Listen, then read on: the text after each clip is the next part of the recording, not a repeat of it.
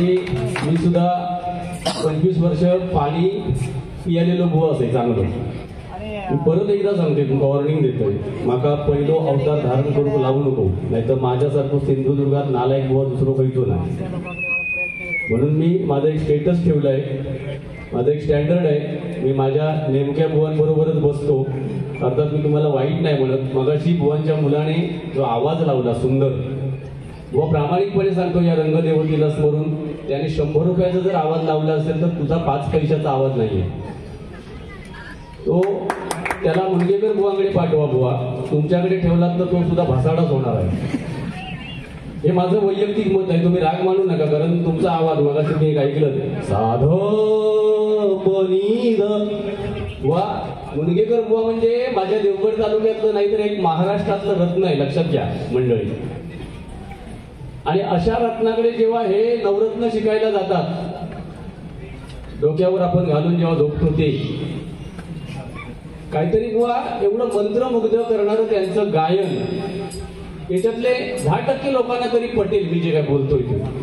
मुनगेकर बुवा आणि यांच्याकडे शिकायला जाणारी तुमच्यासारखी विद्यार्थी, आता असं तुम्हीच एक असाल, नाहीतर विशाल वगैरे खूप सुंदर गातात, मी त्यांच्या चरणाशी नतमस्तक आहे. मग तुम्ही कमी कुठे पडता याचं जरा आत्मपरीक्षण करा.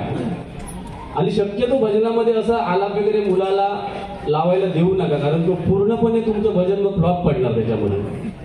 जेव्हा शपथ सांगतोय, तू मोठेपणा करतो सगळा बरोबर आहे, पण ते तो आवाज एवढं सुंदर लागता ना बुवा स्वरात, धोंडेपाती तुझ्याकडे व्हायला नाही तरी लगीन करून जाता, जीव झालो लग्न खा.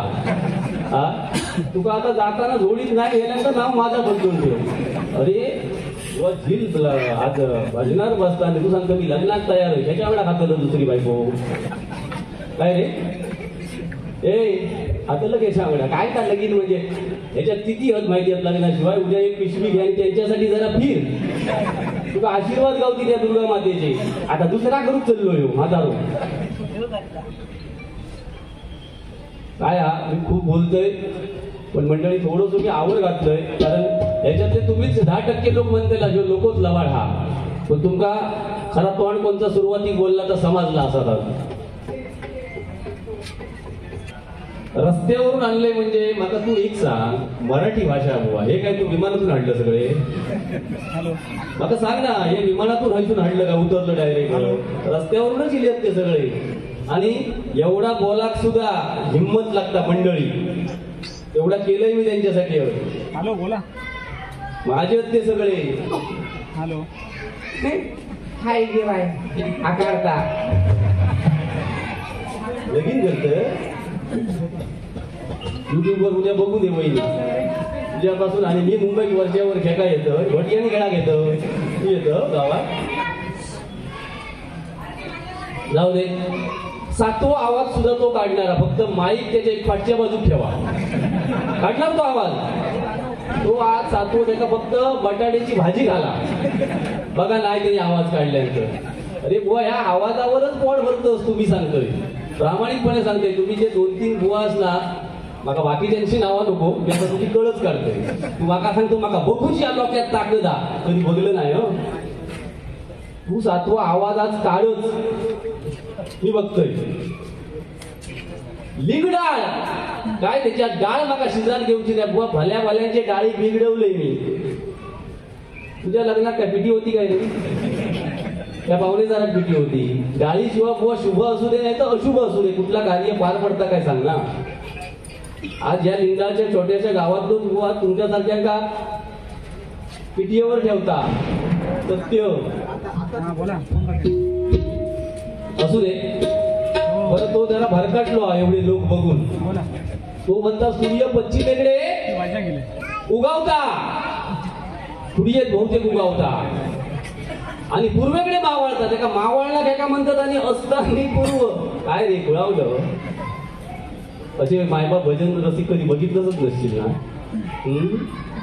लग्नाकरिता कसा सुचता तुका? तुम्ही कोण बाजू, काय नाव तुमचं? प्रसाद पाटकर, मुनगेकर बुवांचे. तुमका मी हय बोलतोय स्टेजवर म्हणून पटाचा नाही, पण रात्री झोपशाल तेव्हा लोके बुवा बोलतात 100% पटा. हो एकमेव असो मुनगेकर बुवांकडे की हो सोडलेलो आमच्यावर. की जे टार्गेट बोलतात त्यांना नामोहरम करायचा. आता विचार आम्ही केले वारी आहे त्यांच्या बरोबर. अजित मुळे माझा ही रचना तो खैसून वाढ येतो धोंडो ज्याला मागे. अरे ज्या 85-87 वर्षाच्या वयस्कर एका राजकारण्याचा तू आवाज काढतो त्यांच्या आजारपणातलो, त्याच्यावरून तुझी विद्वत्ता समजताना बुवा मी तुला प्रामाणिक सांगते, तू सगळ्यांचे आवाज काढ, फक्त म्हाताऱ्या लोकांचे आवाज काढू नको. भाई मग अशी जे बसलेले ना आजोबा, भाई समोर बसलेले, आता ते काका बसले असतात, आपले वडील सुद्धा म्हातारे होतात, लक्षात ठेवा. आई वडील सुद्धा म्हातारे असतात आणि दात पडल्यानंतर ते तुझे काय आवाज काढतोस ना, तुझे हाल कुत्र्या नको असे होतो, असं शाप देते तुला आज. फक्त म्हाताऱ्या माणसाचे आवाज काढू नको, बाकी तू सगळ्याचे काढ, पिटी झेंटाचे काढ, बाकी काय करतो ते. त्याच्यानंतर टायमिंग व टायमिंगचा सुद्धा मी हा म्हणूनच सांगितलं, हो असो एक बुवा मायबाप भजनी श्रोतेजन, टायमिंगचं बंधन नाही का अजिबात. अजून एक त्याचं नाव नको आता बारी ह्याच्या बरोबर. गुंडू सावंत आणि माझे जे कार्यक्रम होतात ना, तुम्ही युट्यूबच्या माध्यमातून बघा. आम्ही कधी लोक बोर होता नाही, तू वेळ काढ 100%. लोक कंटाळता नाही, कारण मुंबईची ही बारी आहे, ही सगळी कामाची लोक. मगाशी त्यांनी जाहिरात जी 2-3 दिवसापूर्वी केल्यानी, त्या जाहिरातीत त्यांनी सांगितलं ना, बघ मी 6 वाजताच जाऊन तो बसतोय. म्हणजे हे सगळे गर्दीची झाली आहे ना बुवा, यांच्याकडे पैसे आहेत पण वेळ नाही, लक्षात ठेवू. आणि कोकणातून आमच्यासारख्या बुवांका आणून ती आज एवढी भरगच्च गर्दी या भांडूप सारख्या ठिकाणी, एकदा जोरदार तुमच्यासाठी सगळ्यांनी टाळ्या वाजवा. ही आपली शान आहे, लक्षात ठेवा. भांडूप मध्ये अशी गर्दी का होते, तर तेवढं तुमच्या या इथल्या भजनी बुवांनी करून ठेवलंय. आणि आमच्यासारख्या कोकणातून येऊन भजनी बुवांनी ते जर बिघडवलं तर तुम्ही आज आमची वाहवा करशाल, पण उद्या आमचा नावा ठेवतालच. तुम्ही लक्षात ठेवा, आमका काय बोलता येत नाही काय बुवा, बोलण्याचा थोडासा भान ठेवा फक्त, बाकी माझा काय बोलायचा नाही. त्यानंतर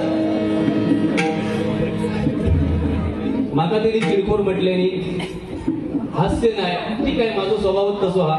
लोकांनी माका 25 वर्षा असंच स्वीकारल्याने. या एप्रिल महिन्यात माझे 16 कार्यक्रम असत बुवा, असो चिडखोर नालायक हसत नाही अशा बुवा 16 कार्यक्रम असत. त्याच्यामुळे माका तू माझा टेन्शन घेऊ नको हा. आणि तुला जर वाटतं की हो चिडखोर हा नालाय का हसत नाही, तर तू उद्यापासून थांबलंस तरी चला. या घमेंडीत नाही बोलत, तू सुरुवातीक बुवा सांगितलंय सदा हसत खेळत असणारा बुवा, मनात काय वाईट नाही, तरी पण तू खाजून माझी कळ काढतो. तुला लाज वाटत ना. रेसल शिवाजी मंडळी बसवलं होय, सरस्वती काली दुर्गा काली शपथ घेऊन सांग रे, म्हणजे पैसे लोक देऊ होय म्हणून काय खायच्या थराक जाता असला नोटेशन रेसल मारल्याशिवाय बसू शकता काय.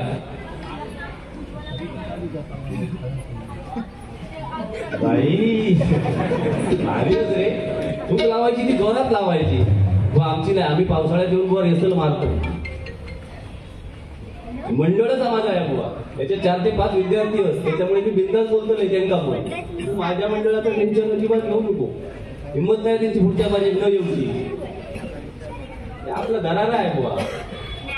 म्हणजे आता काय दरारा आणि हा रिहर्सल न मारता मंडळी बसवणार एकमेव किंवा बुवा सिंधुदुर्गातलो.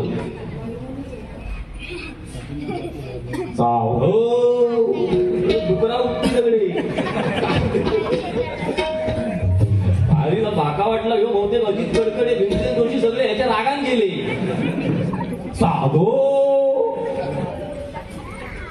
तुझं सपोर्ट तो माहिती आहे ना, मागे तुम्ही गाणं म्हटलं गुडघेतून इलो इलो काय त्या गाणं रे नाही माहिती, नाट मोडली तुझी नाही माहिती,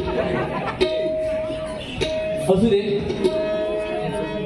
मगाशी एक अभंग सांगितला होता आमच्या काशीराम परत बुवांचा, त्याची एक झलक घेतो. तत्पूर्वी प्रभू रामचंद्र एक गाणं घेतो आणि मग मी रुपावली घेतो.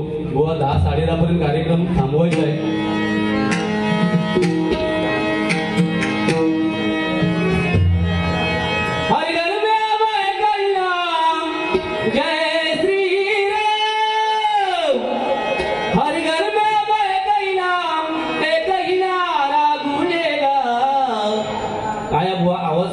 चांगलं मी प्रामाणिक सांगते, सरस्वती घात लावून, पण त्या आवाजात जरा वळण देऊ शिक. जरा कायच नसताना तर उऱ्याचो ढीक जरा हय सोड, बघ क्लिअरिटी येता की नाही ती. व हे लेडीज लोक सुद्धा भजनात घेतात आपल्या, म्हणजे आपली काहीतरी इज्जत आहे ना. आवाज ह्यो आता ह्या तू गाणं म्हटलंच ना देवा शब्द सांगतो भरडी काढतात तशी होतं. हर घर में अब एक ही नारा गूंजेगा, मेरे भारत का बच्चा बच्चा, मेरे भारत का बच्चा बच्चा, जय जय श्री राम बोलेगा.